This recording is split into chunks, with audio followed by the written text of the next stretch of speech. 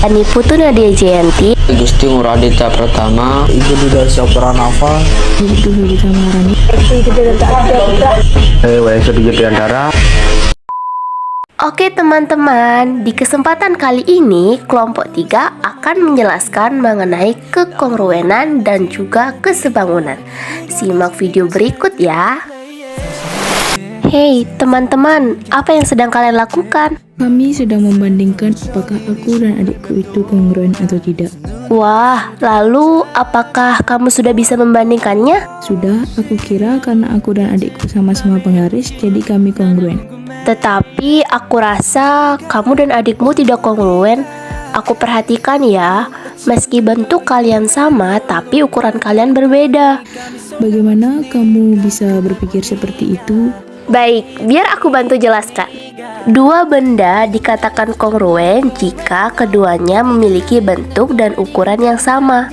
Nah, sedangkan kalian hanya memiliki bentuk yang sama, namun ukuran kalian berbeda. Berarti kalian tidak kongruen. Ya, kamu benar. Lalu, kalau benda kongruen, apa contoh dan simbolnya? Nah, ini dia contoh benda kongruen yang memenuhi syaratnya. Oh iya buku, apakah aku penggaris segitiga bisa dikatakan kongruen? Tentu saja bisa, selagi masih dapat memenuhi dua syarat kekongruenan. Nah, khusus untuk kekongruenan segitiga, sebenarnya kita tidak perlu mengecek semua sisi dan sudut yang bersesuaian. Tapi, cukup penuhi salah satu dari kelima kondisi berikut, maka dua segitiga tersebut dapat dikatakan kongruen. Perhatikan ya. Oh iya buku, bukankah dua penggaris yang tidak kongruen tadi itu sebangun? Iya, selagi dapat memenuhi syarat kesebangunan. apa itu kesebangunan? Bisakah kau membantu menjelaskan pensil? Tentu bisa. Dua benda dikatakan sebangun jika keduanya memiliki bentuk yang sama.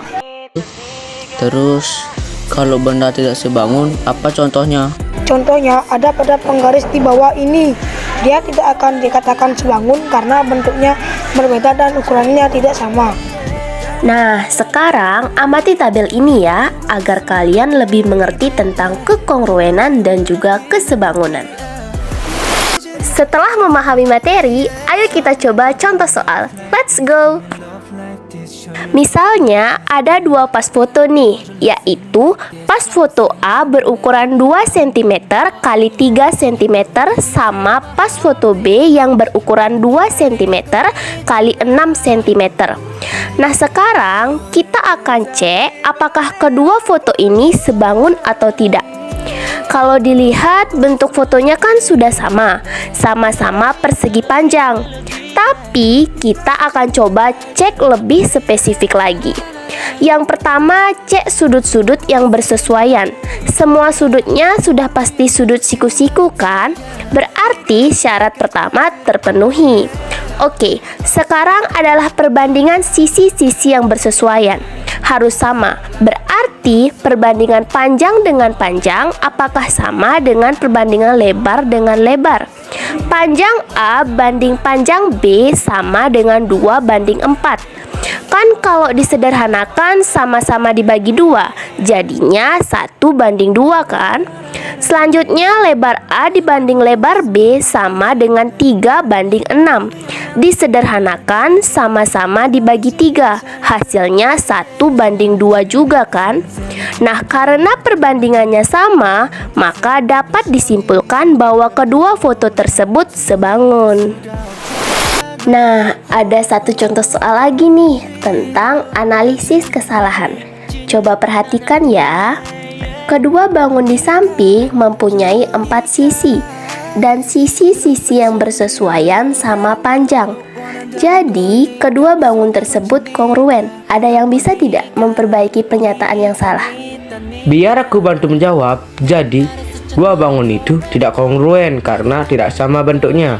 Gambar pertama persegi, gambar kedua belah ketupat.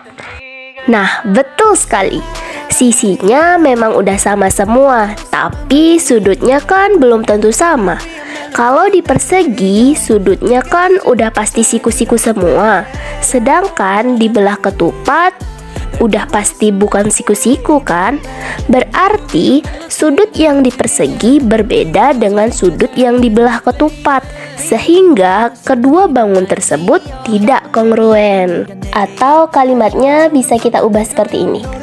Dua bangun tersebut mempunyai 4 sisi, dan sisi-sisi yang bersesuaian sama panjang, tetapi sudut-sudut yang bersesuaian tidak sama besar, sehingga dua bangun tersebut tidak kongruen.